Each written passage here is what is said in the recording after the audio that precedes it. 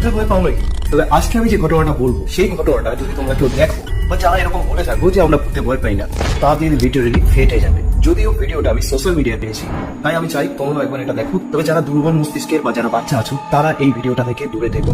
তো স্টোরিটা হচ্ছে ফ্রান্সের জুলিয়া নামের একটি মেয়ের, যারা একটা ডেটিং অ্যাপে একটা ছেলের সাথে পরিচয় হয় এবং তারা একদিন একটা রেস্টুরেন্টে মিট করে। সেখানে তারা গল্প গুজব খাওয়া দাওয়া এসব সেরে যখন উঠবে, ঠিক সেই মুহূর্তে ছেলেটি একটি চকলেট জুলিয়াকে দেয় এবং সে বলে ঠিক রাত্রেবেলা শোয়ার আগে সেই যেন এই চকলেটটি খায় এবং তার কথা মতো জুলিয়া রাত্রে সেই চকলেটটি খায় এবং সেটি খেয়ে জুলিয়া শুয়ে পড়ে।